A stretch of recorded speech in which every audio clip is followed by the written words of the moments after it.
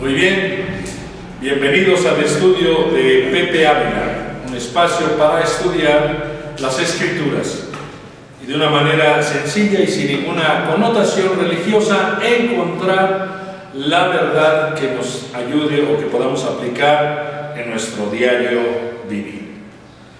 Muy bien, en esta ocasión vamos a hablar, ya que estamos en la Semana Santa, nos vamos a salir ahorita un poquito de lo que estamos hablando del Sermón del Monte y vamos a hablar de esa parte que titulé el perdón de nuestros pecados, porque pues ya saben que en este tiempo pues hay pues todo el mundo, pues unos están ocupados en las vacaciones y muchos están ocupados en la religiosidad y en todos estos rollos, ¿verdad? Que solamente son cosas que se hacen por costumbre, o a veces no nos preguntamos exactamente qué es lo que estamos haciendo o qué estamos celebrando, o si estamos celebrando algo o qué no. Entonces, pues para la mayor parte de la gente es una cuestión religiosa, ¿verdad? Y para otro buen cacho de la gente, pues es la Semana Santa es paseos y todo eso. Ahora, todo eso son inventos humanos, ¿no? Pues Jesús ni Dios inventó la Semana Santa, ¿no? O sea, ¿me entiendes? No es tampoco una cosa que, vaya, ya está instaurado, y a nosotros nos interesa entonces por lo menos a tener con claridad, tener esa claridad en nuestras vidas de lo que estamos haciendo y de qué implica para nosotros esta cuestión. Le puse perdonando nuestros pecados porque el perdón de nuestros pecados, porque efectivamente de eso se trata el sacrificio de Cristo, no se trata de otra cosa, ¿no? Sino de que Él vino con ese propósito de perdonar todos nuestros pecados. Así que, pues es muy importante considerar, vamos a considerar dos partes. Primero esta, Mateo 27, las dos son en Mateo 27, pero primero vamos a ver este bloque, Mateo 27, 45 al 50, y vean ustedes lo que dice. Desde la hora sexta, o sea, al mediodía, a las 12, hubo oscuridad sobre toda la tierra hasta la hora novena, las 3 de la tarde. Y alrededor de la hora novena, Jesús exclamó a gran voz diciendo: Elí, Elí, lema sabactani. Esto es: Dios mío, ¿por qué me has abandonado? Algunos de los que estaban allí al oírlo decían: este llama a Elías. Pues sí, porque oyeron que dijo Elí, Elí. Dice: al instante uno de ellos corrió y tomando una esponja la empapó en vinagre y poniéndola en una caña le dio a beber. Pero los otros dijeron: deja, veamos si Elías no viene a salvar. Entonces Jesús, clamando otra vez a gran voz, exhaló el espíritu, ¿verdad? En otro evangelio dice que él dijo: Padre, te entrego mi espíritu, ¿verdad? Ese fue el grito que dio, porque dice que a gran voz, ¿verdad? Clamando otra vez a gran voz. Aquí no dice exactamente qué dijo, en otro evangelio dice que lo que él dijo fue: Padre, te encomiendo mi espíritu, ¿verdad? Así que bueno, este es digamos un relato de la crucifixión. No vamos a meternos en todos los detalles. A veces en ese tiempo se hablan de las 7 palabras en la cruz. Todo eso puede tener cierta importancia, pero pues yo nomás escogí aquí unas cosas que considero son importantes. Primero, básicamente la Semana Santa, o lo que se supone que deberíamos de celebrar, si es que lo deberíamos de hacer. Como dije, no es una obligación, debemos siempre hacer una diferencia entre lo que Dios realmente nos pide y lo que nosotros inventamos como seres humanos. Como ven, siempre somos dados a inventar cosas que desvían realmente las cosas del objetivo. Y no, porque a nosotros nos gusta esa onda de la religiosidad, ¿no? Yo me acuerdo cuando era niño que ni el radio se prendía. Digo, hace un resto de años, pero yo creo que ustedes sí se acuerdan, ¿no? Yo no, José Luis, no sé si en tu casa pasaba eso. Igualito. No dejan ni prender pues ¿qué traen ustedes? ¿Quién se murió o qué? No, pues es que hay que guardar estos días. ¿Guardar para qué? Pues hay que vivirlos, hay que gastarlos. Pues digo, un chamaco de 12 años, ¿qué va a entender eso? Además nadie explicaba, ¿no? Yo iba ahí, como me caían gordos los padres porque eran una amenaza. Creo que ya me los había visto que hacían unas barbaridades los condenados. Por lo menos uno de ellos, que me caía re mal, un español, me acuerdo de ese, que siempre andaba tocando a las personas. Y, bueno, era le valía, toda la gente hacía barbaridad y media. Y ese siempre se salía del confesionario y se sentaba afuera y toda la gente tenía que venir ahí, hincarse ahí junto a él, y él les agarraba la mano y se las ponía en sus genitales, el padre ese. Y yo a mis 12 años veía eso y decía, no, creo que sí que echarlos, ¿no? Yo veía al viejito ese, no, pues, qué rollo con, y a todos, o sea, señoras, a quien fuera, ¿no? Y a mí me mandaban ahí a confesar, y yo, ¿qué hago? No, pues yo llegaba y cuando me iba a agarrar la mano, y maíz paloma, ¿no? Ya le confesaba yo los mismos pecados de siempre, que le pegué a mi hermanito, que dije groserías, ya sabes, ¿no? Los pecados de siempre. Pero lo que no es que me caían gordos. Y luego, en la Semana Santa quería yo participar de esa porque era el momento en que te lavaban los pies y te daban besos en los pies, ya para que me besen las panzas y condenado. O sea, fíjate las ideas que yo desarrollaba, ¿no?, sobre eso. Entonces, pues obviamente fueron experiencias incorrectas.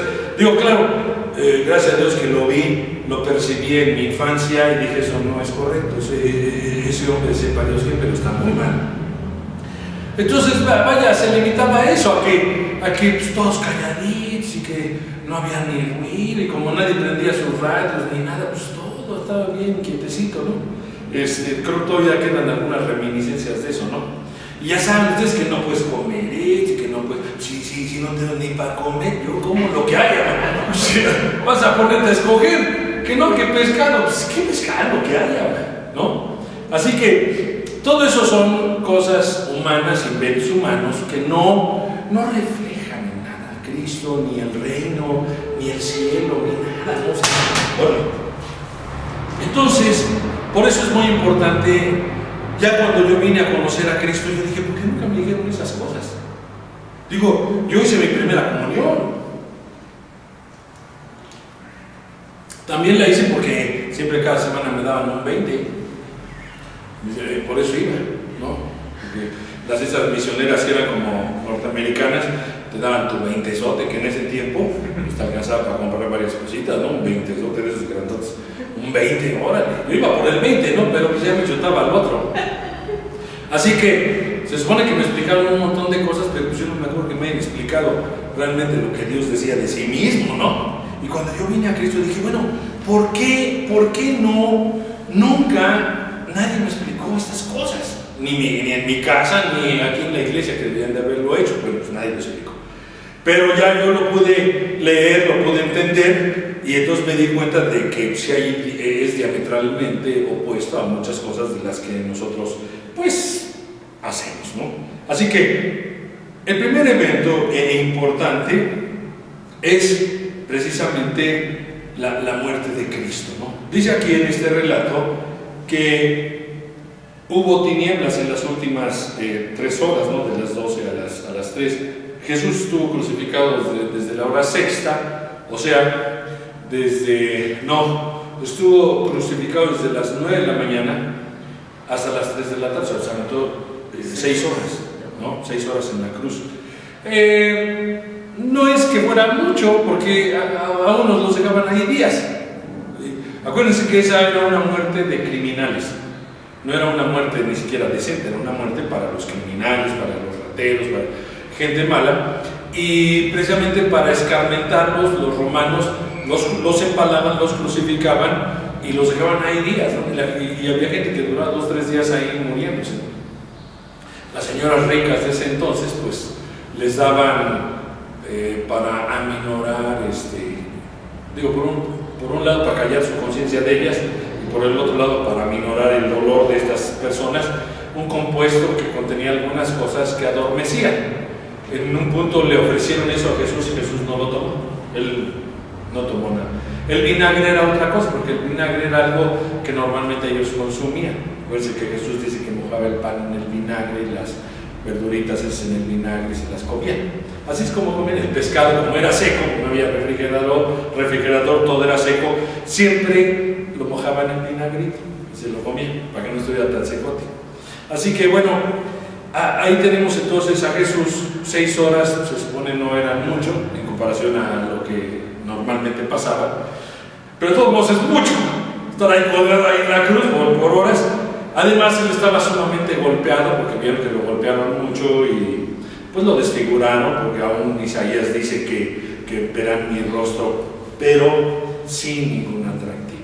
Eso quiere decir que estaba verdaderamente desfigurado de la golpiza que le dieron, porque dice que le pegaban con la caña, que le pegaban de bofetadas. Ahora piensa en un romano, eran hombres fuertes, soldados, unas manotas, y cada bofetada que le daban, y luego tomaban la caña y le daban con eso en la cabeza. O sea que ya cuando lo sacaron, pues ya realmente estaba muy lastimado. Yo creo que estaba irreconocible, porque sí le dio una golpiza. Entonces, bueno, ahí está Jesús. Bueno, ni siquiera pudo cargar la cruz, imagínense. Ya que se la pusieron y se cayó. Y mejor agarraron un cuate que iba pasando por ahí y dijeron, no, tú lo vas a llevar. Porque él ya no podía. O sea, imagínense que estaba ya de la golpiza, que no durmió, todo el tiempo estuvieron dándole duro y pues bueno, estaba. Y luego le pusieron esa coronota, pues la sangre, pues eran unas espinotas así de pulgada y media, no sé, unas espinotas. O sea, no era juego, y ellos eran maloras, ¿no? Y pues estaban ahí, eres rey, pues a ver, vamos a poner su corona, ¿verdad? Puras tonterías, pero bueno. Así que Jesús tuvo estas 6 horas en la cruz, y en las últimas 3 dice que hubo tinieblas sobre toda la tierra. Bueno, sobre todo ese lugar, por lo menos, ¿verdad? Yo supongo que este cambio en las cosas era el momento, digamos, de Satanás, ¿no? Yo creo que eso no nos lo dice la Escritura, pero Satanás lo que quería era, acuérdense que él desde el principio, desde que Jesús nació, estuvo queriendo matarlo. O sea, su intención de Satanás era matarlo. ¿Por qué? Porque él sabía que él era vamos a decirlo así, el heredero de Dios, y digo, si yo lo mato me quedo con todo, ¿no? Esa era su idea de él, por supuesto. Entonces, para él matarlo era una prioridad, y este era su momento de él, porque dijo, ya está, de aquí pues ya no lo saca nadie, ahí está ya en la cruz y se va a morir. Entonces hubo estas tinieblas. También puede ser una representación del verdadero estado de la humanidad, ¿no? Que la gente no se da cuenta, pero está viviendo en tinieblas y no tiene a Cristo, o sea, vive en una oscuridad absoluta. Vaya, pudiéramos darle diferentes interpretaciones a eso. El hecho es que efectivamente se oscureció todo, se puso negro, ¿no? Como la noche. Yo digo que Satanás pensó que por fin había vencido a Cristo, y que con su muerte pues él tenía también el camino libre para dominar a la humanidad, ¿verdad? Porque pues su deseo no es tanto, ¿cómo les diré? El deseo de Satanás no es tanto ser como el rey o el príncipe de la gente. Se le denomina príncipe de este mundo porque no porque al mundo le pertenezca, el mundo le pertenece a Cristo, pero se le denomina mundo a la corriente que hay en la humanidad, el pensamiento, la filosofía de las personas, que pues, pueden ser muchas, pero finalmente apartadas de Dios, o van para otro lugar, llevan otra dirección. Por lo tanto, es esa parte a la que se refiere como príncipe. Él gobierna ese mover, vamos a decirlo así. Y la gente pues voluntariamente entre esas cosas, nadie está a fuerza, pero el mundo en sí no le pertenecía a él, nunca le había pertenecido. Algunas personas dicen, no, pues es que Adán se lo entregó. Bueno, Adán no le entregó nada, ¿no? Pero es que él le dijo a Jesús, bueno, lo que diga Satanás, nada más porque él lo dice, es un mentiroso. Entonces cuando él le dice a Jesús, todos estos reinos son míos, a mí me los entregaron, y a quien yo quiera se los doy, bueno, estaba equivocado. ¿Me entiendes? Él está diciendo una mentira, porque todo eso, y la Biblia lo dice, es de Dios, no es de Satanás, el mundo es de Dios. Todo eso fue hecho por Cristo y para Cristo, entonces finalmente era de Cristo. Y le está diciendo a Él, que es el dueño de todo, le dice, si tú me adoras, yo te entrego todo esto, porque a mí me lo dieron. Bueno, eso es una mentira, nadie me dio nada, ¿verdad? Que Él haya vencido o logrado que Adán y Eva cayeran y todas esas cosas, bueno, su propósito, como dije, no es gobernarlos, sino que todos estén en la condición de Él. ¿En qué condición está Él? Una completa derrota, porque sabe que no puede, sabe que no pudo, que no va a poder jamás, ¿no? Hace todos los intentos habidos y por haber, pero ya se dio cuenta que no puede, contra Dios no puede. Entonces, ¿qué quiere? Pues que todos estén en su misma situación. Él quiere que la mayor parte de gente posible no camine con Dios y pueda encontrar la verdad y pueda encontrar la luz y pueda vivir una vida plena, sino que vivan en la misma desgracia que viven. Ese es a lo más que puede aspirar. Algunos le dan un tratamiento que no merece, ni es capaz de ser un enemigo de Dios como tal, es enemigo nuestro, pero como enemigo de Dios pues, le queda muy corto, no tiene capacidad para eso, es un ser creado también. La otra vez dije eso, a algunas personas les hace un poquito de ruido cuando uno oye esto, pero finalmente Satanás es un ser creado. Es decir, el mundo le pertenece a Dios, el universo le pertenece a Dios, Satanás le pertenece a Dios. Es algo un poquito complicado. En realidad no, es un ser creado. Que se reveló es otra cosa, pero su origen, es decir, Él nos hizo solo, Él no puede hacer lo que se le pega la gana, ¿verdad? Así que es un ser creado. Entonces, ¿cómo va a ser un enemigo de Dios si es un ser creado? Prácticamente Dios no tiene rival, por eso dice que es el Señor sobre todo, ¿verdad? Él es Rey de Reyes, Él es Señor de Señores. Por eso, porque no hay nadie que tenga, o sea, que se pueda comparar a Cristo, pues nadie. Todos los demás son criaturas de Él, incluyendo Satanás. Y cumple un propósito, quiera o no. Porque Él está cumpliendo ese propósito de ser la opción para el libre albedrío humano, ¿verdad? Si no, no sería libre albedrío. Entonces Él es la opción. Pero es bueno explicar eso para que nosotros lo pongamos en su lugar y en nuestra vida haya esa claridad en cuanto a con quién estamos tratando.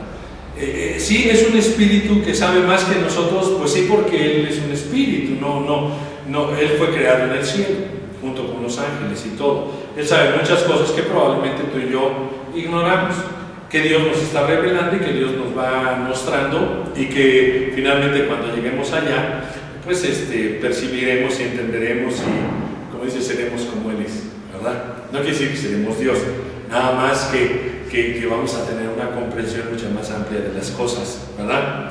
Así que en estas horas de tinieblas, por un lado, pues es un recordatorio de que toda la gente está en tinieblas. Por otro, será la hora de las tinieblas de que Satanás pensaba que había vencido a Cristo, lo cual, como dije, podía haber sido su idea, pero no era así. En el Salmo 107 y en el verso 14 dice algo que es importante entender. Dice, nos sacó de las tinieblas. Ese era el propósito de Cristo. Lo sacó de las tinieblas y de la sombra de muerte y rompió sus cadenas. Ese es el propósito de Cristo. Cristo a eso vino, a hacer esta obra, a destruir, como dijo, todas las obras de Satanás, ¿verdad? Entonces, ¿era necesario que Él muriera? Sí, era necesario, no había otra forma. ¿Por qué? Porque su muerte es una muerte sustitutoria, ¿no? Entonces, ¿era necesario? Sí, ¿verdad? Así que, aparte de todo eso que les expliqué, nosotros fuimos sacados de las tinieblas. Esa era la razón de que Cristo estaba en esa cruz. Sacarnos de las tinieblas y de la sombra de muerte, ¿verdad? Y de romper toda atadura en nuestras vidas. Entonces tenemos aquí el clamor de Jesús. Es importante esto, probablemente en otros lugares ahorita estén hablando de estas cosas y esta sea una de las 7 palabras que algunos hablan cada año, ¿verdad? Porque es una de las palabras que Jesús dijo en la cruz. Pero las palabras que Jesús dijo en la cruz no son más importantes ni menos importantes que el resto de sus palabras. Todas sus palabras tienen la misma importancia, todas sus palabras son las mismas palabras, así que no hay razón en decir, pues estas son las más importantes. No son más importantes. El Sermón del Monte es muy importante. ¿Por qué? Porque, como dije, refleja todo lo que era la esencia de su mensaje. Así que las parábolas, pues todo lo que es el reino, cómo es el reino. Así que cada cosa está en su lugar, ninguna cosa es más importante que la otra. Así que pues no hay razón de pensar que las 7 palabras que Jesús dijo en la cruz son la gran cosa. Pero aquí estamos analizando esta en particular porque es un clamor de Jesús allí en la cruz, ¿verdad? Ahora, ¿por qué clamó eso Jesús? Dios mío, ¿por qué me has abandonado? Preguntó. Esa es la única ocasión que vemos a Cristo que verdaderamente se siente solo. Es la única ocasión en que Él experimenta, porque lo está experimentando por primera vez, que Dios, que el Padre no está con Él. Nosotros que venimos de las tinieblas y que fuimos rescatados de ahí, pues es otro boleto. Él que siempre ha estado en la presencia del Padre, esto lo percibió inmediatamente y por eso clamó en ese momento, porque en ese momento se sintió verdaderamente solo. O sea, solo no, pues porque sus cuates, no, solo porque nunca había experimentado lo que era estar lejos, separado del Padre. Él no podía entender eso, porque siempre había estado unido al Padre. Esta es la única ocasión que sucede, ¿no? Y tenemos que entender que esto sucedió porque Él estaba cargando el pecado de toda la humanidad en sí mismo. Y el Padre no tiene nada que ver con el pecado. Pudiéramos decir, tratando de imaginarnos algo, que el Padre en un momento dado pues voltea su rostro y deja de mirar a su Hijo, y Jesús siente esa cosa inmediatamente cuando Él está llevando todo ese pecado de toda la humanidad, y Dios como que lo deja un poquito ahí. Inmediatamente lo percibió. Por eso ese fue su clamor. Dios mío, ¿por qué me has abandonado? Tenemos que entenderlo así porque es la primera experiencia horrible que Él puede tener en toda su vida. Jamás había experimentado eso. Esta es la primera vez. Jamás había cargado el pecado de todos. Pero aquí Él estaba cargando el pecado de toda la humanidad. Y como dije, pues es como si el Padre hubiera volteado su rostro de Él, se hubiera alejado un poco de Él, ¿verdad? Porque pues, el Padre no tiene nada que ver con el pecado, ¿no? Y en ese momento Cristo estaba llevando todos los pecados de la humanidad. Ese es el clamor de Jesús. Por eso es que Él clamó, ¿por qué me has abandonado? Tú nunca más vas a encontrar eso en las Escrituras, porque Él dijo, mi Padre y yo una sola cosa hacemos. Él obra y yo obro, Él trabaja y yo trabajo.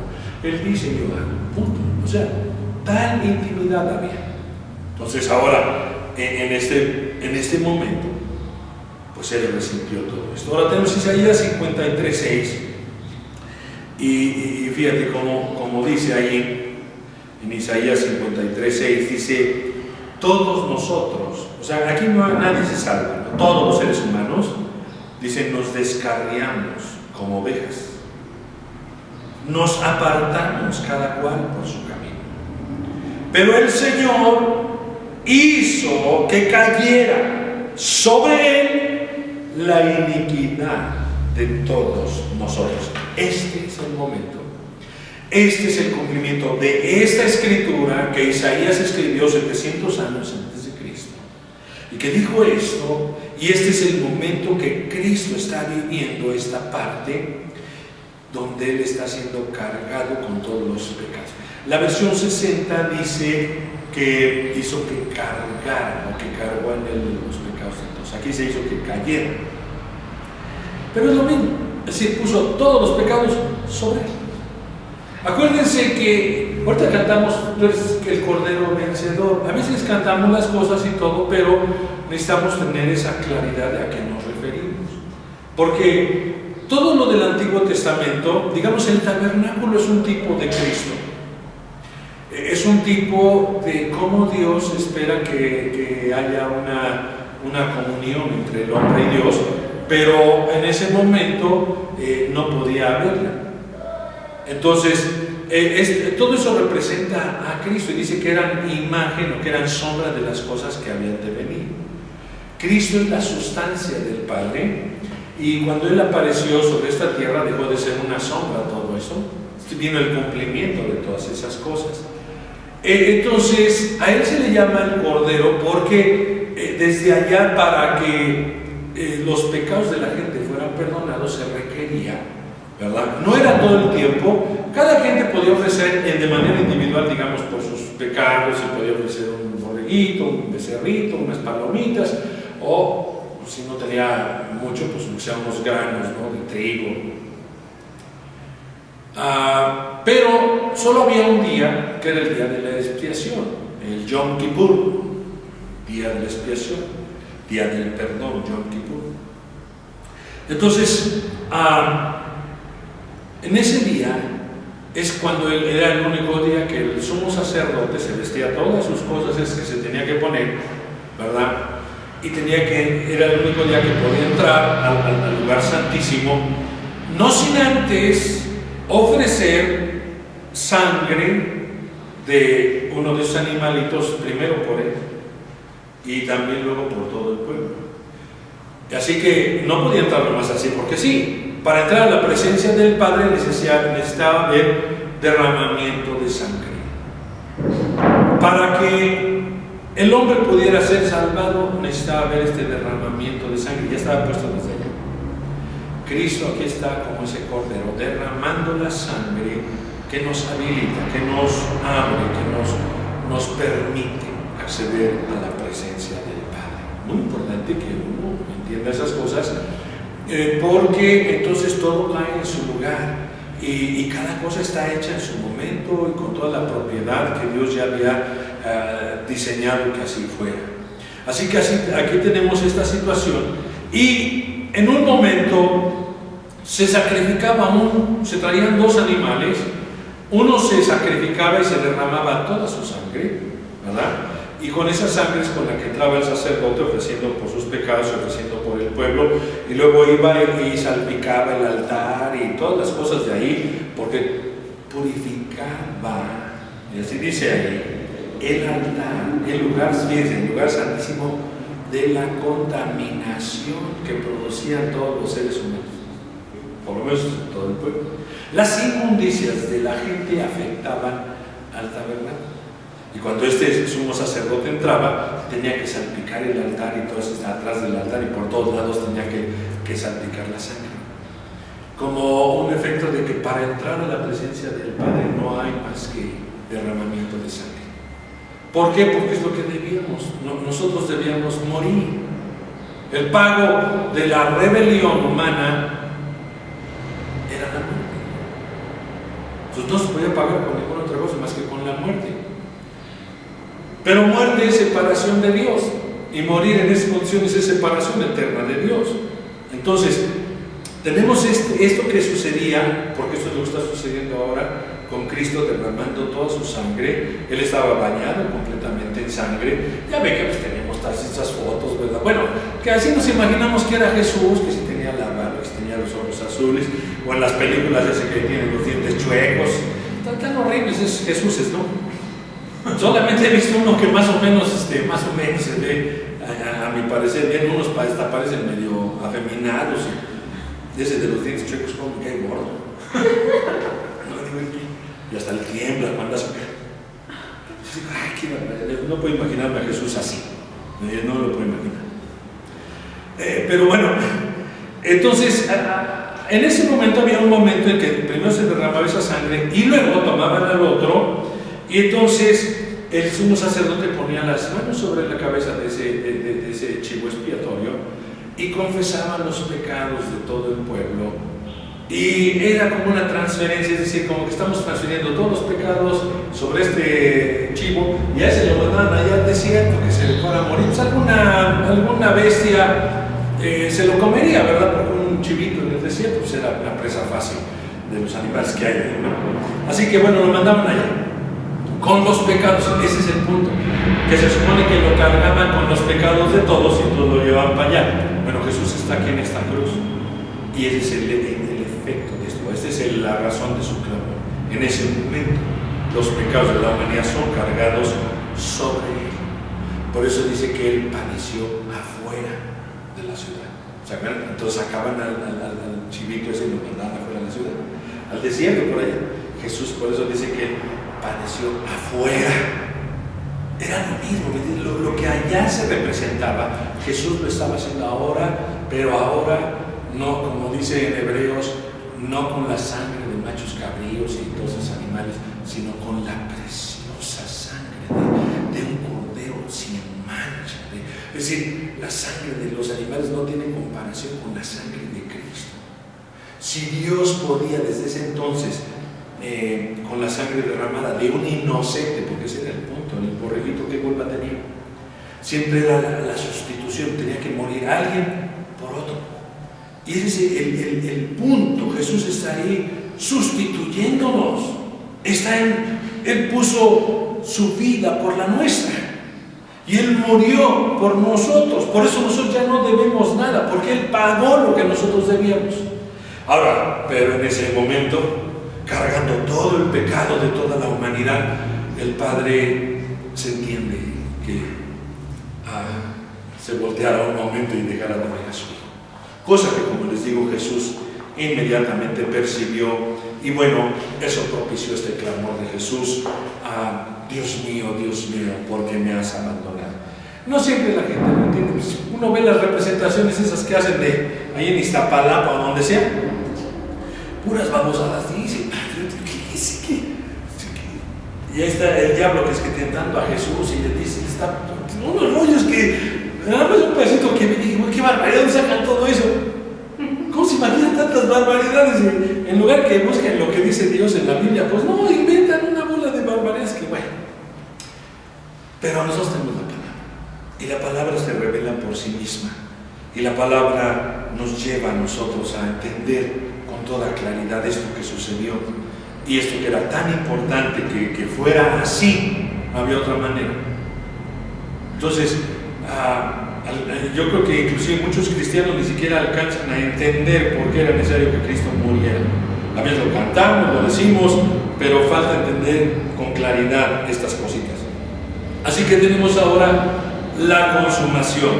Mateo no lo dice, pero Juan sí, ¿verdad? Así que no había otra solución para nuestros pecados. No había. Es decir, tenemos que entender. No es que si yo me portaba bien, no es que si yo dejaba de hacer maldades, o no es como cuando yo iba y me confesaba con el padre, que le decía, no, le pegué a mi hermanito y dije groserías y desobedecía a mi mamá, y me mandaba siempre la misma penitencia. Yo decía, ¿para qué vengo? Mejor me lo hago yo solito allá. Es lo mismo. Le diga lo que le diga, el condenado padre me manda lo mismo. O sea que no hay diferencia de los pecados. Por supuesto, nunca decía los verdaderos pecados, ¿verdad? Yo decía, ya con eso, ya según ya me absolvió, pues ya. No había solución. No existía ninguna otra solución para nuestros pecados. Eso es lo que tenemos que saber. Si no es de que yo me porte bien. No entro al cielo porque me porto bien. Es una tontera pensar así. De hecho, ¿qué dijo Jesús? Ninguno hay bueno sino solo Dios. Ninguno hay bueno. Y si Él dijo eso, es porque así es. Que hay muchas personas que tienen mejor calidad moral que otros, pues, es un decir. Finalmente, ¿cómo sabemos qué hay en cada quien?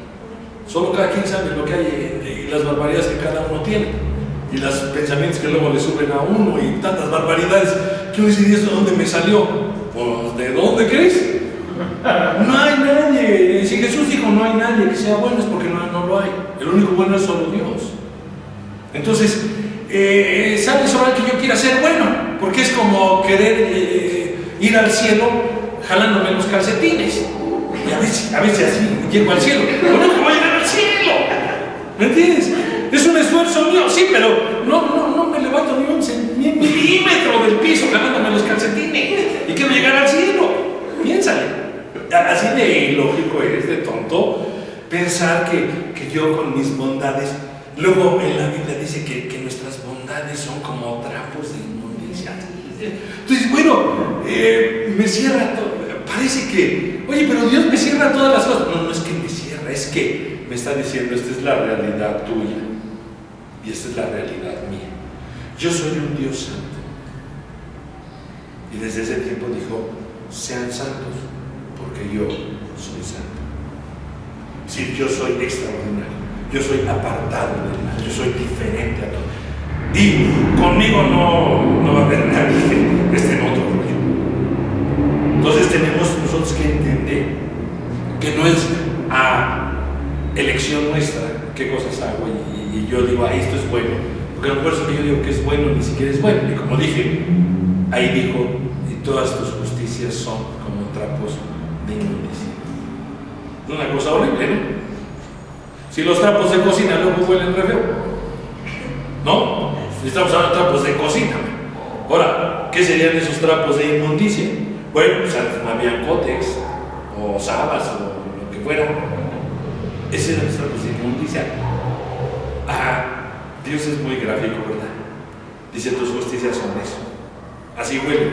No, pues entonces Dios no le interesa ninguna justicia nuestra, ¿me entiendes?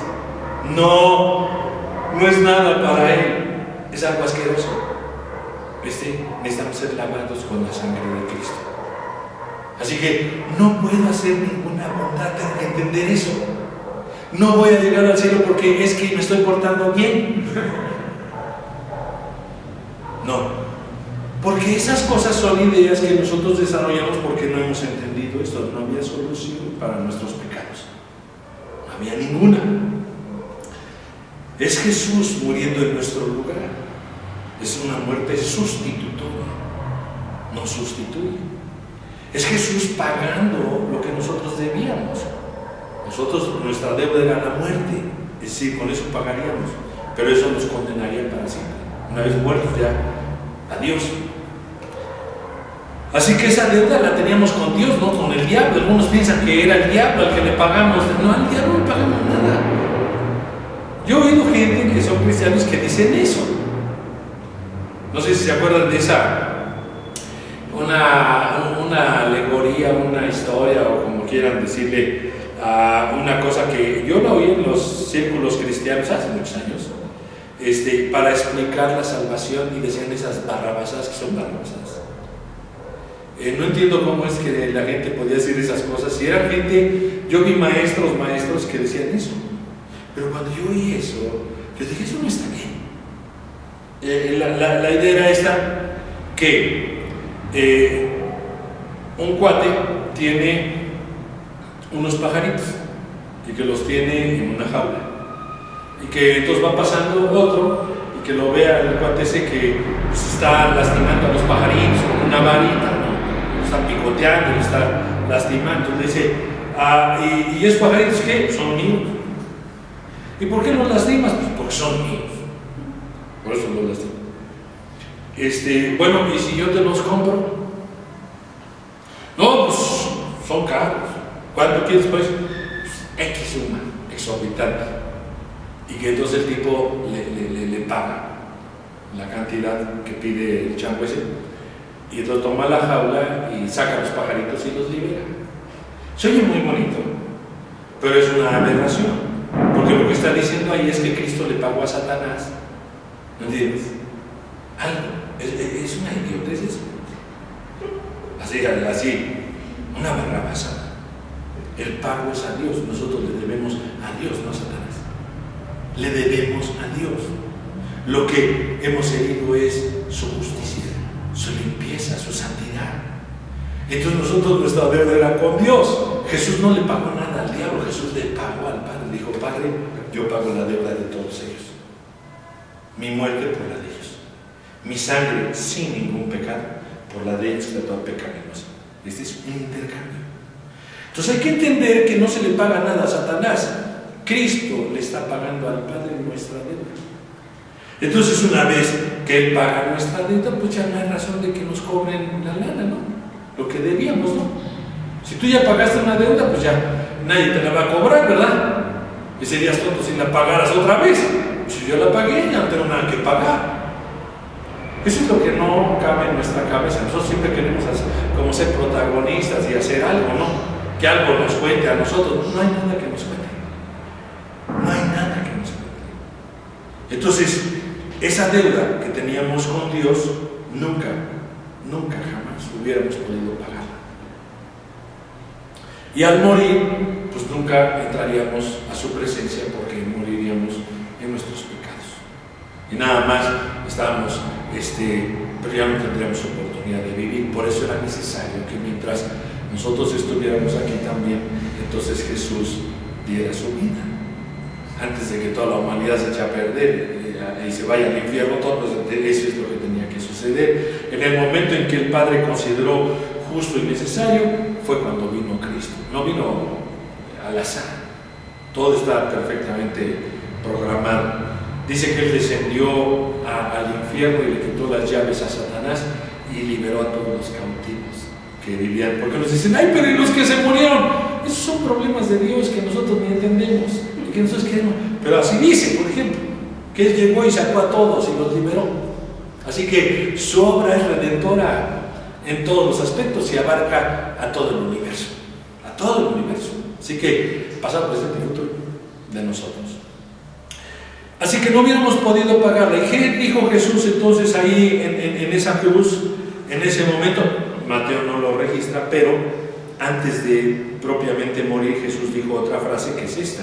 Entonces dice Jesús, cuando hubo tomado el vinagre, sí lo tomó, el vinagrito, no la droga esa que le ofrecieron para adormecerlo, pero el vinagre sí lo tomó. Y dijo, consumado es, o sea, cumplido está el propósito. Es decir, el pago está hecho, es decir, la deuda está saldada, es decir, el perdón está accesible para las personas. E inclinando la cabeza entregó el Espíritu. ¿Viste? Así que Jesús no murió diciendo, ¿por qué me has abandonado? Ese fue un momento, un clamor, pero después Él murió diciendo esta parte, diciendo, ¿verdad? Te entrego mi espíritu, pero antes de eso dijo, consumado es, ya no hay nada más que hacer. Está todo hecho para que el hombre sea salvo, para que la humanidad pueda ser salvada ahora sí, para que pueda tener acceso al lugar santísimo, a la presencia misma de Dios. Entonces, este es algo que sucedió en la cruz.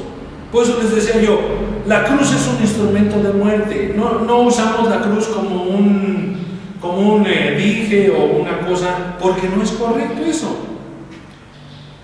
La cruz significa la muerte para nosotros. No es un adorno, es la muerte para nosotros. Es la muerte de Cristo y es la muerte para nosotros.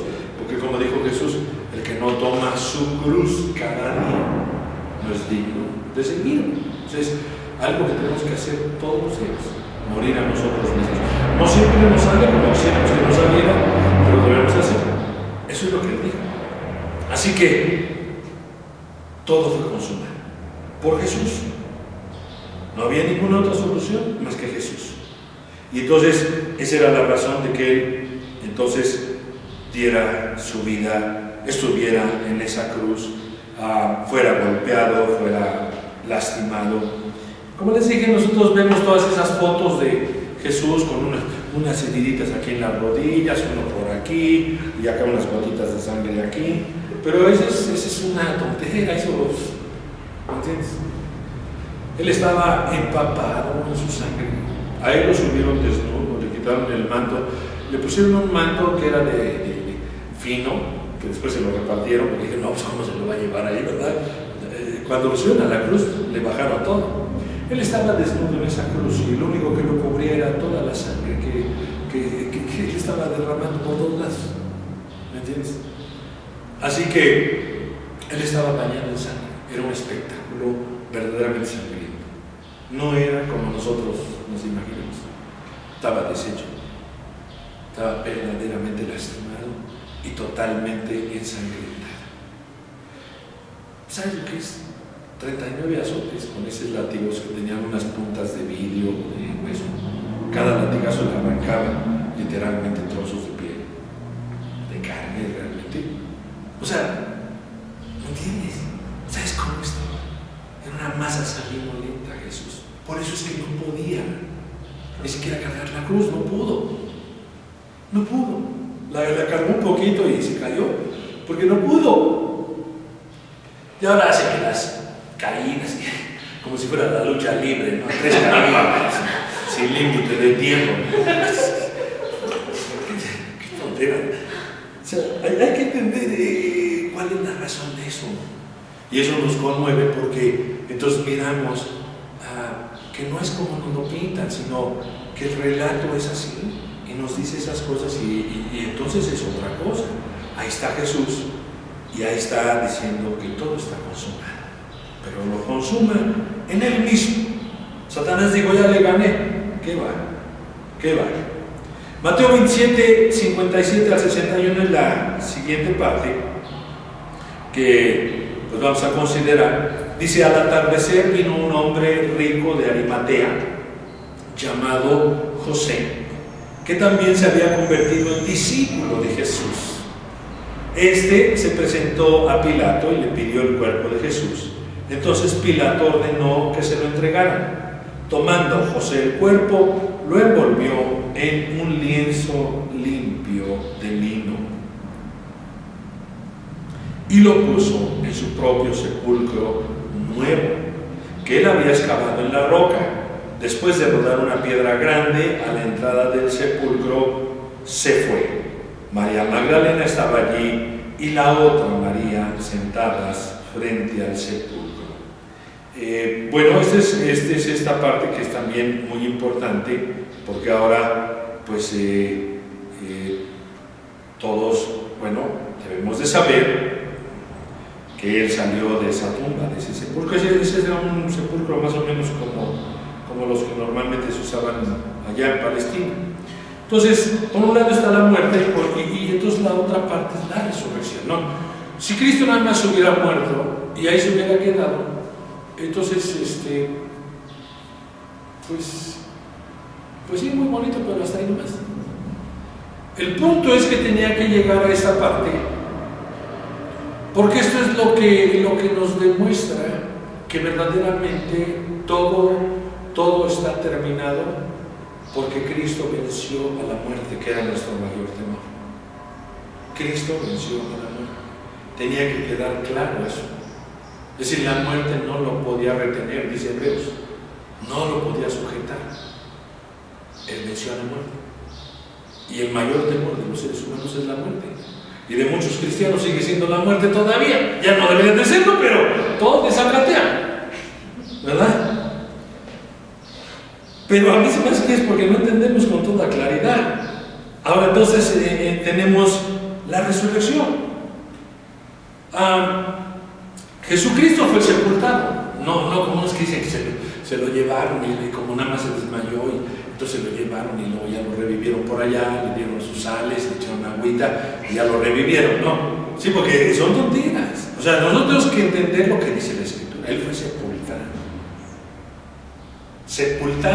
3 días estuvo allá adentro, ¿verdad? En ese lugar. Al tercer día él salió de ahí. Jesús murió como un criminal, era muerte de criminales, dije. Sin embargo, encontramos a este José de Arimatea, que era un hombre rico, que tomó el cuerpo de Jesús, lo envolvió en una sábana limpia y lo puso en un sepulcro nuevo que era de su propiedad, cumpliendo, sin saberlo, él, la profecía a este respecto. Hay una profecía, igualmente en Isaías, pero José no sabía que estaba cumpliendo eso. José es compañero de Nicodemo. Nosotros vemos a Nicodemo venir a Cristo. Nunca vimos a José venir a Cristo. Sin embargo, ninguno tuvo el atrevimiento más que él. ¿Quién quería que lo relacionaran con Cristo? Nadie.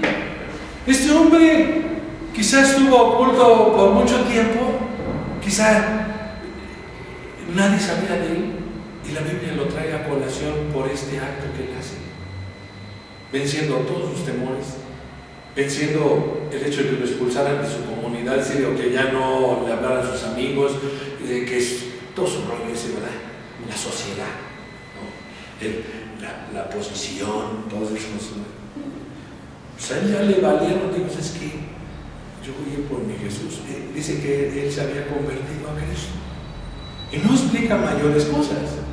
Pero este hombre verdaderamente había entregado su vida a Cristo. Yo creo que él platicó con este Nicodemo, porque Nicodemo dijo: sabemos que tú vienes de Dios. Es decir, era él y otros. Él iba en representación de otros. Y lo que Jesús le dijo, yo creo que él fue y se lo comentó a este José. Y efectivamente había un grupo de ellos que, por el temor hasta ese momento, pues Nicodemo vino de noche tratando que nadie lo viera, que platicó con Jesús, ¿verdad? Y Jesús no lo regañó ni nada, lo aceptó, platicó con él, y ve el fruto hasta dónde fue. Ahora vemos ahí, y este hombre sin miedo, sin temor a perder su lugar en la sociedad o en su círculo social, y lo que tú ves, tomó el cuerpo de fe con Pilato y dice: es que yo quiero que me des el cuerpo. Como era un hombre importante, un hombre rico y un hombre de mucha importancia, pues Pilato no podía negarse. No sé si le sacó una feria, porque Pilato era una amenaza. ¿Cómo te vas a caer para qué?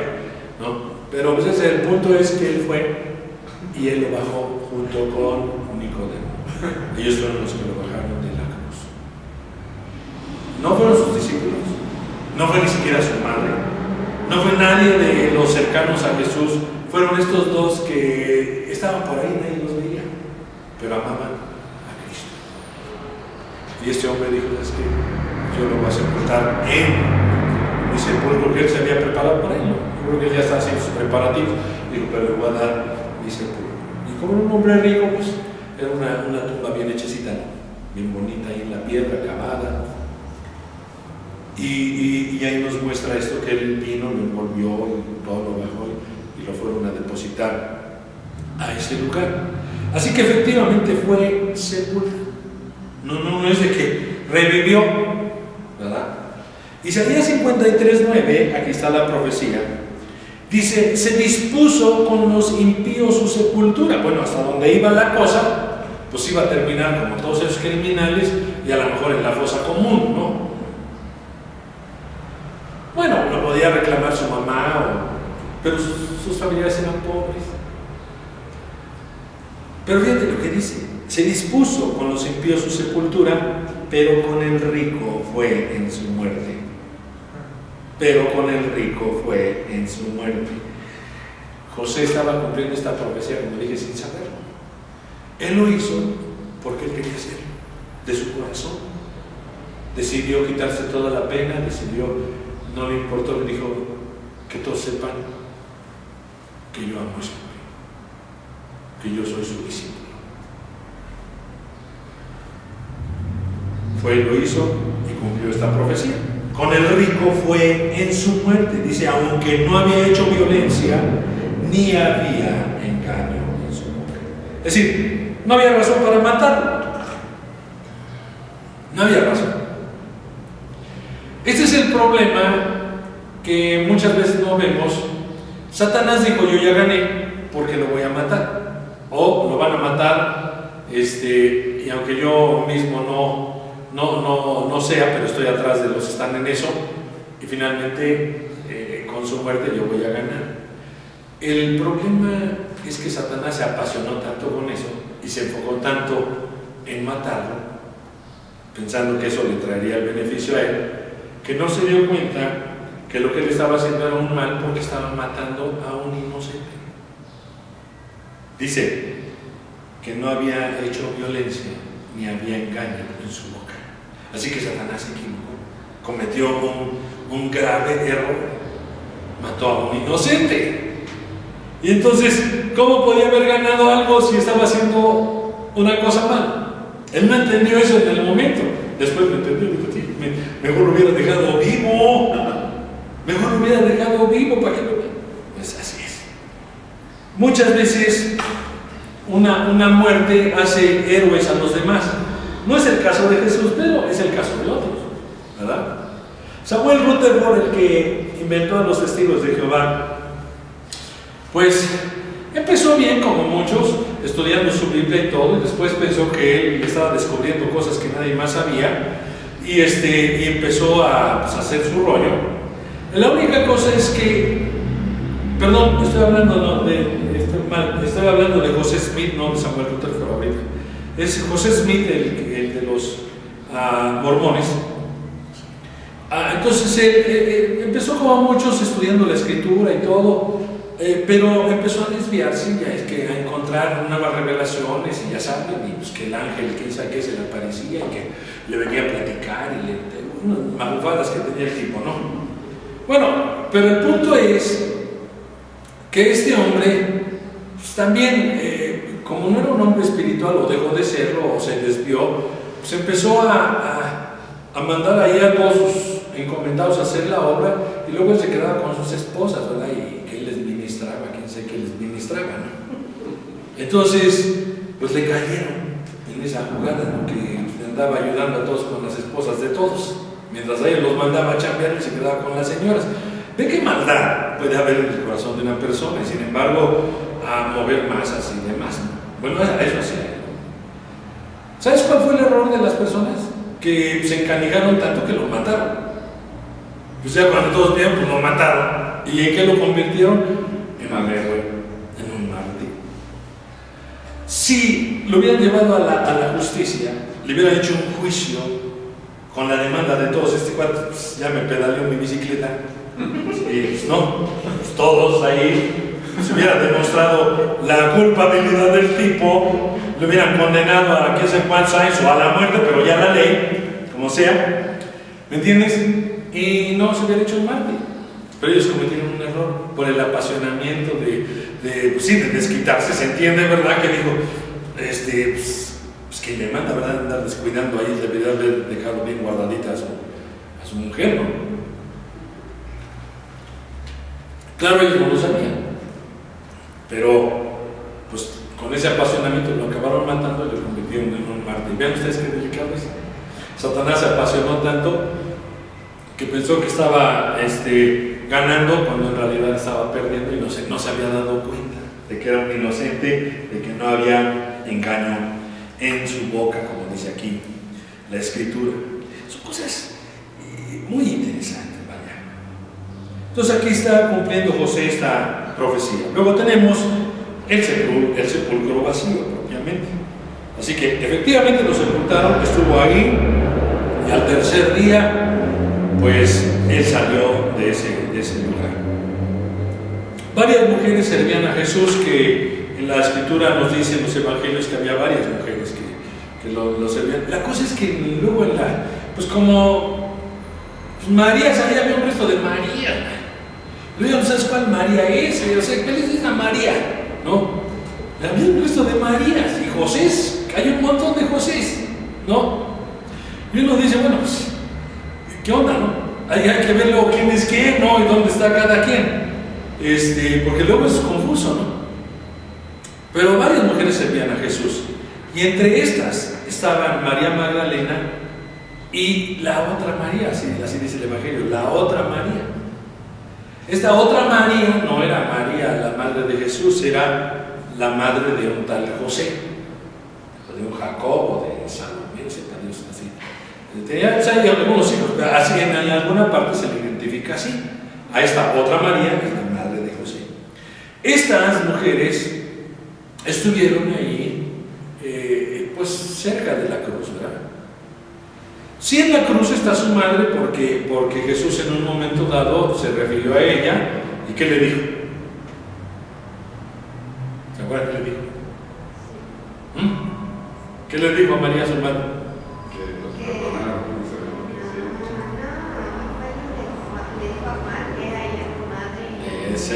Vio a ella y vio al discípulo amado, que era Juan. Y entonces Jesús le dijo, y es que es lo que, si la gente entendiera, ¿verdad? Pero él no le dijo mamá, le dijo mujer. Tampoco es una cosa despreciativa, tampoco la está despreciando. Pero le digo, mujer, he ahí a tu hijo, he ahí a tu madre.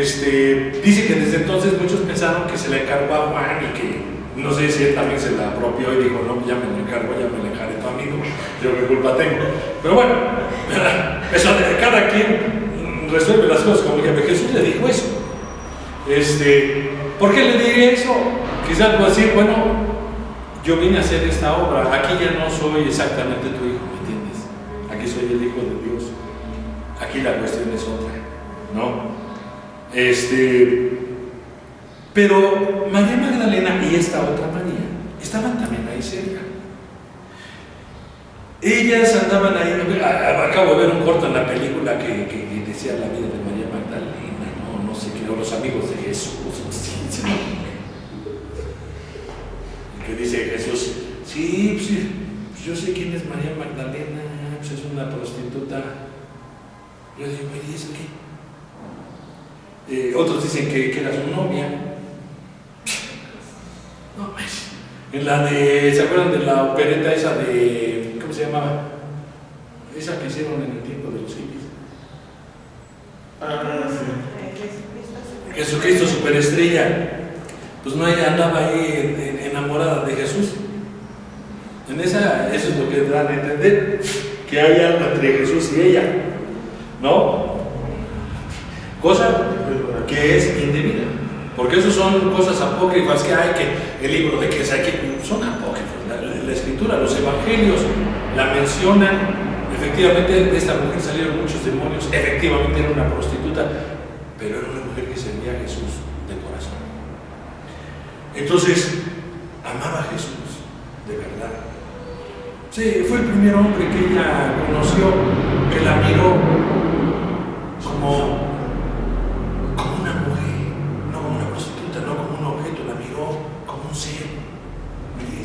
Imagínate el impacto que tuvo esta mujer, acostumbrada a que todos la miraban con deseo. Bueno, pues a ella le convenía que la miraran porque les cobraba una lana, ¿no? Y de eso vivía. Pues, era su realidad. Pero ¿qué impacto tuvo ella de mirar a este Jesús? Que Jesús la miró de una manera distinta como la miraban todos los hombres. Una mirada limpia, una mirada santa. Esta mujer se enamoró de Jesús, no de amor de mujer a hombre, sino de Jesús. Realmente entendió quién era él. Lo entendió y le amó todo el tiempo. Entonces ella estaba ahí con la otra María. Dice que ellas se quedaron sentadas enfrente del sepulcro. Ya todos se fueron y se quedaron ahí un rato más. Se fueron. Al otro día ellas fueron las primeras que llegaron. Ni siquiera fue la mamá de Jesús. No fue María la madre de Jesús, fue María Magdalena y la otra María que vinieron.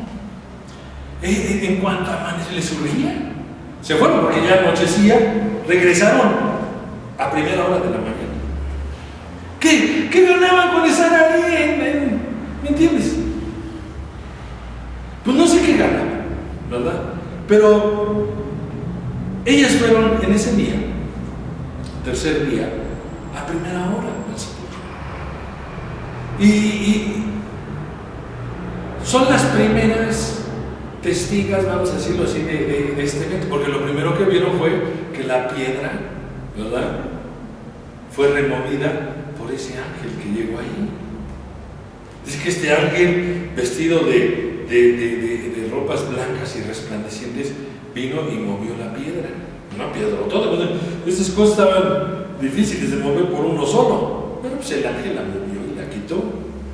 Y los soldados que estaban de guardia dicen que pues se morían del susto, ¿no? Salieron corriendo de ahí, ¡ay, vámonos de aquí! Y claro, yo supongo que María y Magdalena y la otra María también se han de ver asustado cuando miraron a este ser todo resplandeciente.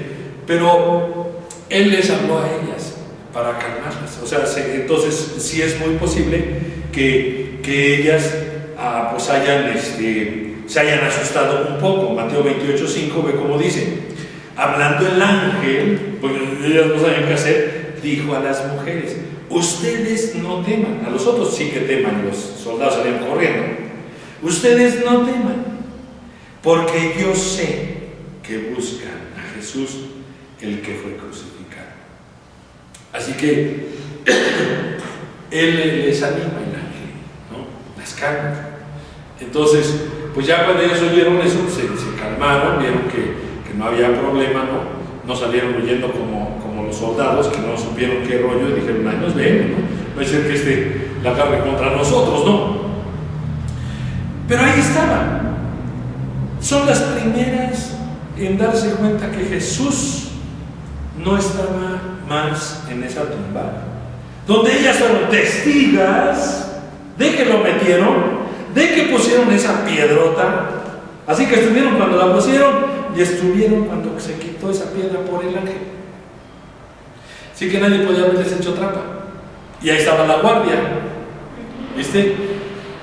Acuérdense que hay una parte en los evangelios que dicen las autoridades fueron con Pilato y dijeron, ponnos una guardia porque hemos oído que por ahí dijo que después iba a resucitar, no vayan a hacer acá de chivo los tamales.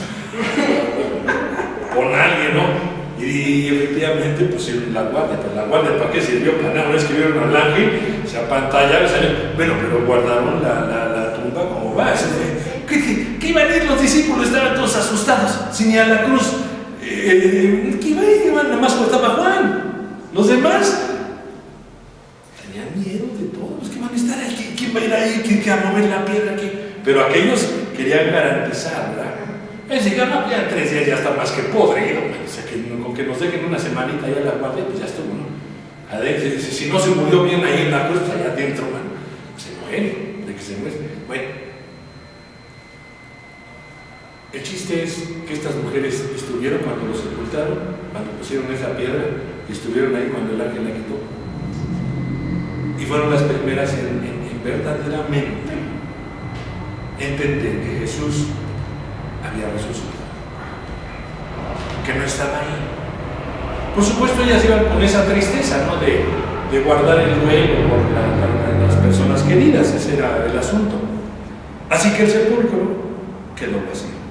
No es así como ahí que la tumba ahí, que ahí está, quién sabe dónde. Ya saben, todos esos rollos, la verdad, son puro cuento, nada más es para los turistas que ni saben nada y ahí los meten a cualquier hoyo y dicen aquí, bueno, les hacen el cuento largo, ¿no? ¿Me entiendes?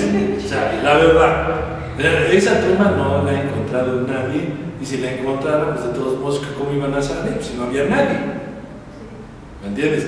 Pero me pusieron una ahí que está ahí en la ciudad, ahí que la van y la ven, y ya saben, todos los turistas van y los meten a la tumba y que bla, bla, bla, y ya les hacen un cuento que bueno, solo ellos, y no son los judíos los que hacen eso, que ni creen en Cristo, pero les sacan una feria, ¿verdad?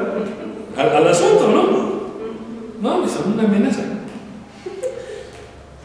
Pero la resurrección es la garantía de la fe. Yo les dije, si Jesús hubiera muerto solamente, no habría razón de que nosotros siguiéramos a Jesús, porque estaríamos hablando de alguien que se murió, de alguien que era tan humano como nosotros simplemente, que se murió y ahí se quedó y adiós. ¿Qué esperanza podríamos tener? Pues ninguna.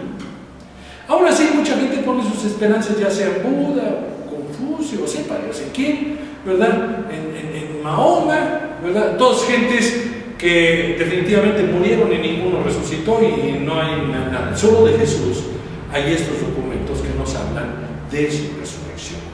Entonces la resurrección lo que hace efectivamente es garantizar nuestra fe.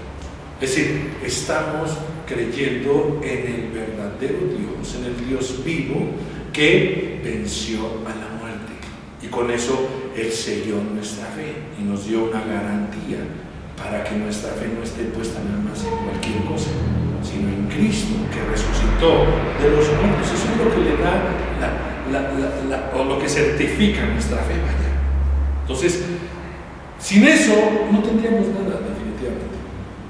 Pero qué bueno que esto pasó, qué bueno que estas mujeres lo vieron, ¿verdad? Y entonces, pues eso es lo que va a ser garantía para cada uno de nosotros. El ángel fue muy claro con las mujeres para que creyeran en lo que Jesús les había dicho, ¿verdad? La garantía de la fe es la resurrección de Cristo. Marcos 28, 5 y 6 dice, hablando el ángel, dijo a las mujeres, ustedes no teman, porque yo sé que buscan a Jesús el que fue crucificado. No está aquí porque ha resucitado, tal como Él dijo. Vengan, vean el lugar donde estaba puesto.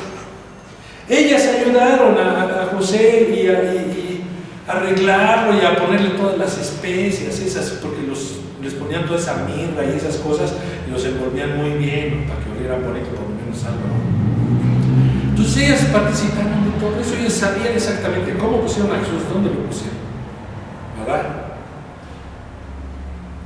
Todo esto tiene diferentes cosas que no hay tiempo, que nos tardamos un montón, pero dice que cuando fueron allá las mujeres a decirle a los discípulos, vinieron corriendo y que dice que Juan llegó, se asomó y vio lo que hay, pero no entró, se regresó. Y luego Pedro, como siempre, entró a revisar todo, ya ve que voy y que ni vio, y no vio nada, fíjate la diferencia. Pedro entró y todo, y el otro vio, Juan vio, y lo que Juan vio es lo que él escribe, y dice que él vio que estaba el sudario y que estaba el manto aparte. Es decir, si él se hubiera despertado, no hubieran quedado las cosas así. Ya me expliqué. Las cosas estaban en el lugar, vamos a decirlo así. El sudario era el que tenían sobre la cabeza y el resto era sobre todo el cuerpo. Entonces, cada cosa estaba separada. Es decir, Jesús fue sacado de ahí y las cosas quedaron ahí en su lugar. ¿Viste? Eso fue lo que Juan miró. Pedro, ni por aquí. Pedro ni dio los trapos, nada más buscaba a Jesús, no lo vio, dijo. Pero para Jesús, para Juan, dijo, ¿verdad?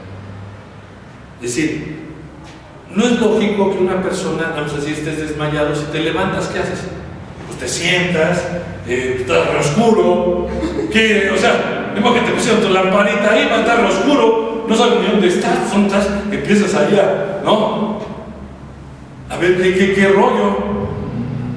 Quitas una cosa, te cae, no sé dónde acabes dejando el sudario, dónde acabes dejando todo lo demás. Además, ni ves nada, no quedaría. Pero eso estaba en el orden adecuado, como estaba el cuerpo de Jesús. Eso es lo que Juan miró, eso es lo que impactó a Juan, que vio eso. Claro, Pedro pues no se podía esperar demasiado de él, ¿verdad? Nada más era lo que él rápido, ¿no? Para pronto, quería ver a Jesús ahí. Digo, no me lo hayan escondido por aquí, acá, no había dónde esconderlo, ¿verdad? Pero bueno, cada quien puede ver una cosa distinta, viendo el mismo punto, la misma cosa, y cada quien puede tener una interpretación distinta de eso. Pero eso es lo importante que dice Juan. No lo dice aquí, pues las mujeres también vieron lo mismo. Las mujeres dijeron, ay, ya no está. Porque el ángel les dijo, vean cuando lo pusieron ustedes. Porque ustedes estaban allí. A ver, ¿dónde fue? Ahí fue puesto. Pero las cosas quedaron ahí, ¿verdad? Ahora, andando en cueratriz, pues te sales con todo y sábana, mano, y te sales con todo de turbante, ¿no? Pues ¿quién se va a encuerar para salirse de la cueva? Pues yo me salgo vestido, ¿no? Digo, por lo menos así, para que no me dé frío, un aire, 2 horas y me muero. Pues, porque la gente dice que no, que nada más se desmayó y que luego ahí se despertó y luego ya se salió. ¿Cómo no? ¿Cómo ibas a mover la piedrota? Entonces, todas estas cosas tienen este grado de importancia que uno las vea, las entienda, para que veamos lo que vio Juan y lo que vieron las mujeres. Pedro no miró eso, pero esto es el punto. Él fue como simplemente quitado de ahí. ¿Me entiendes? El punto. Las cosas quedaron ahí, en su lugar como estaban. Cosa extraordinaria, ¿verdad? A muchos no les importa, pero entonces la garantía de la fe es la resurrección de Cristo. El ángel les dijo, como Él les había dicho. Él ha resucitado, como ya les había dicho. Jesús les andó anunciando eso. Es necesario que el Hijo del Hombre padezca, sea llevado ante los ancianos, padezca mucho de ellos, sea muerto y resucite. Se los dijo muchas veces, pero ninguno de ellos entendía con claridad de qué estaba hablando. No estaba en su capacidad de entender. Entonces el ángel tuvo que decirle a estas 2 mujeres como Él les había dicho, exactamente como Él les dijo, así es, vean y vean el lugar donde lo pusieron, ¿verdad? Qué importante, ya con eso pues nosotros sabemos Ahora, ¿cuál es el punto? Aquí llegamos al aspecto, digamos, práctico de todo esto. La cuestión es que una vez que nosotros tenemos este entendimiento y esta claridad, tenemos entonces que proclamar a Cristo, porque esa es la razón, ¿verdad? Bueno, ya le conocimos nosotros, ahora tenemos que proclamarlo a aquellos que no lo conocen, porque hay mucha gente que no le conoce. Sí están muchos religiosos, todo, sí hay ciertas dificultades para todo eso, pero nuestra responsabilidad es proclamar el Evangelio, proclamar la buena noticia que Cristo murió y resucitó por nosotros. Eso es lo que tenemos que proclamar. No otras tonteras que luego andamos diciendo. Lo que tenemos que proclamar es: Cristo murió en tu lugar, resucitó para garantizar tu fe. Eso es lo que tenemos que proclamar. El ángel instó a estas mujeres para que compartieran con los demás, no para que se quedaran ahí. Ahí nosotros somos las primeras, ¿verdad?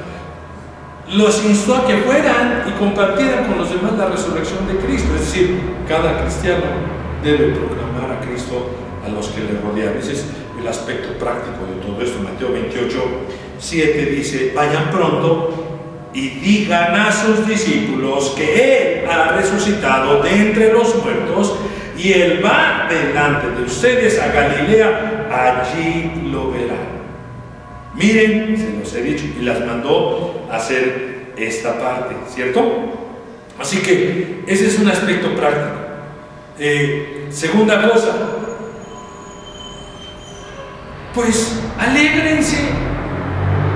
Es decir, el cristianismo debe de ser una vida de alegría, no de que andemos con la mazorca pelada todos los días, porque eso no es lo mismo. Porque a veces confundimos la gimnasia con la magnesia. O sea, yo no estoy feliz porque a todo el mundo, ¿no? Le pelo la mazorca, eso no sé, está loco ese tipo, ¿no?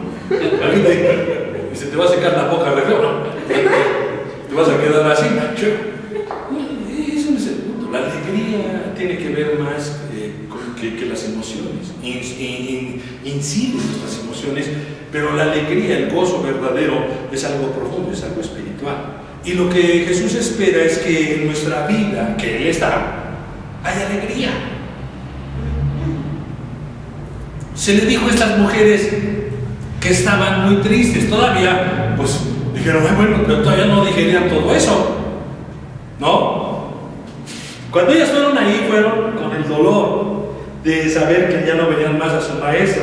Probablemente estaban unos momentos ahí, los más que pudieran en esos lugares donde estaba, pues era lo más cercano, como cuando la gente va a las tumbas y hasta platica con los que están ahí 3 metros bajo tierra, según ellos. Bueno, hay algún tipo de cercanía que creen que bueno, ¿verdad? Pero aquí, yendo ellas en el camino, Jesús les sale al encuentro. Ese es el punto. Ese es el punto. Y entonces, fíjense, en el 9 de ahí de Mateo 28, dice: de repente Jesús les salió al encuentro, diciendo: ¡saludos! Y ellas, acercándose, abrazaron sus pies y la adoraron. Bueno, aquí ya toda su tristeza, ¿verdad?, tenía que ser cambiada en alegría. El saludo de Jesús, lo que la palabra que dice ahí, saludos, aquí sí traduce esta versión, esa palabra es chairete y su significado es alégrense. Eso es lo que Jesús les dijo: alégrense. Es decir, ya no estén tristes. Todo eso era necesario que pasara. No tenemos que tener, no son días de guardar, que es lo que decimos, son días de guardar, que no son días de guardar, no son días de guardar, es días de alegrarse, de gozarnos, de entender que en verdad nosotros no podíamos, pero Él nos salvó, Él nos redimió, Él nos lo cantamos hace ratito, Él lavó nuestros pecados. ¿Cómo no vamos a estar alegres? O sea, un cristiano que no vive alegre en su vida, pues es una contradicción, está contradiciendo, porque no puede ser de otra manera. No estamos tristes porque lo crucificaron, estamos contentos porque Él murió en nuestro lugar. No se quedó muerto, resucitó, estamos todavía más contentos. Ya estábamos contentos porque esa muerte significa el perdón mío. Ahora estoy más contento porque la vida significa la vida en la presencia del Padre todos los días. ¿Viste? Así que Jesús dijo, alégrense. El cristianismo es alegría porque tenemos a Cristo y porque vivimos en su presencia. Bueno, que habrá un montón de cosas, supongo que sí, que hay en nuestras vidas. Ya saben, muchas cosas que pueden venir. Pero la característica, lo que debe de dominar nuestra vida es la alegría de saber que sea lo que sea, tenemos a Cristo.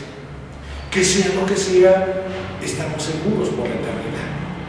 ¿Me entiendes? ¿Cómo no vamos a estar alegres? Entonces, ¿qué nos va a robar esa alegría, ese gozo? Una tontera que nos pase, una desgracia que nos pase, ¿no? Nos podemos entristecer, pero vamos a volver a nuestra habitual alegría. ¿Me entiendes?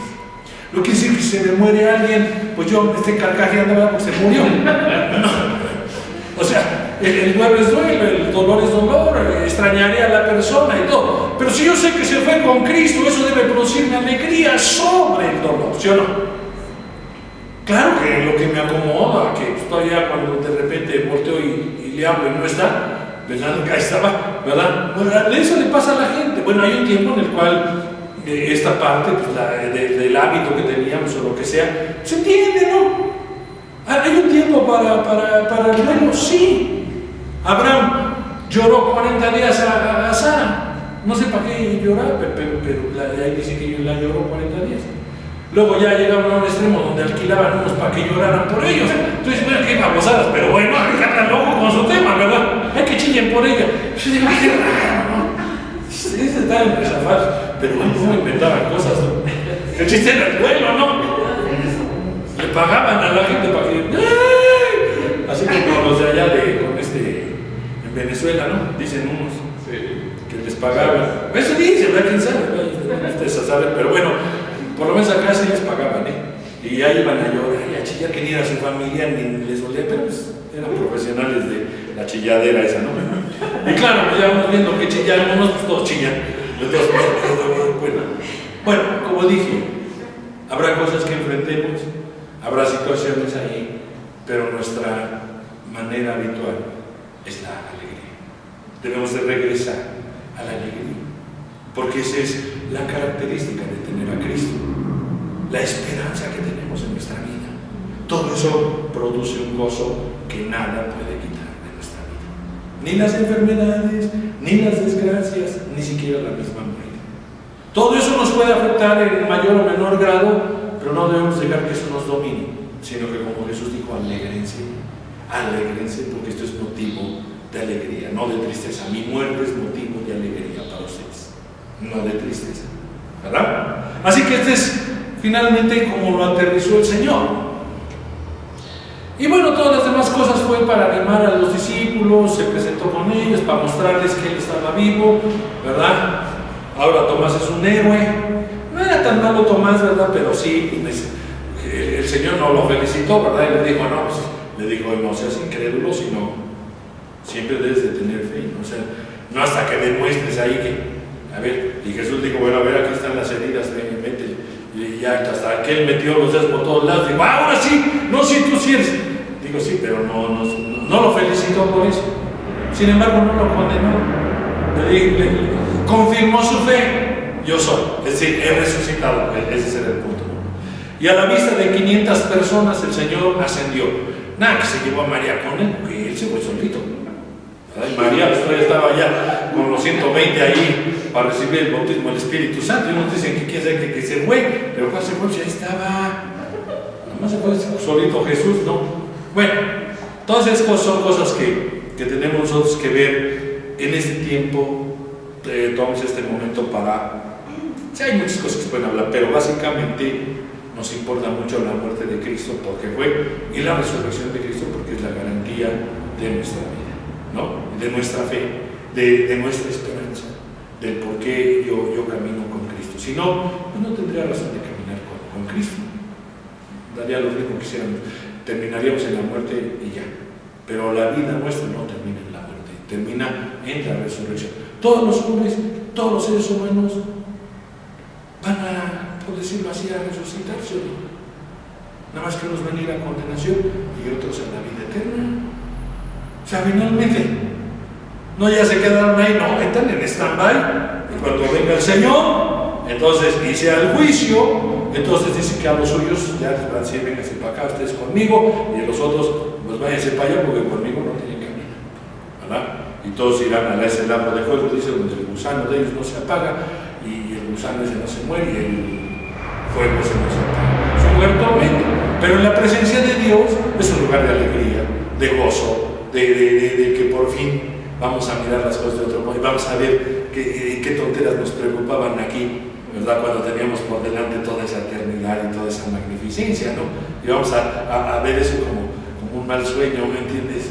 Vamos a decir que si esto es lo que yo quería, siempre es lo que deseé en mi corazón, estar aquí. Esta es la plenitud verdadera, donde no habrá más llanto, no habrá más tristeza, no habrá más dolor, nuestras lágrimas serán enjugadas por el Señor. De todas esas cosas dice.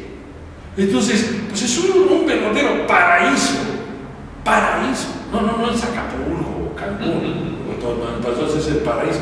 No, ese es un verdadero paraíso, donde hay un bienestar para todos los que vivamos ahí. Muy bien, pues vamos a darle gracias a Dios. Padre, te damos gracias por tu palabra, por tu verdad, porque podemos checar estas cosas y darnos cuenta de lo importante que es, el que tú murieras en nuestro lugar y el que tú resucitaras para que podamos tener la garantía de nuestra fe y de que vamos en la dirección correcta. Te agradecemos toda esa misericordia que has tenido con cada uno de nosotros. Agradecemos tu sangre derramada, tu perdón, la limpieza de todos nuestros pecados, y agradecemos la vida nueva que nos has dado a cada uno.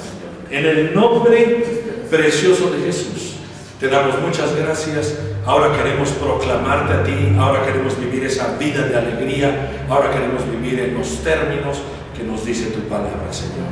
Gracias por todo, Señor. Amén.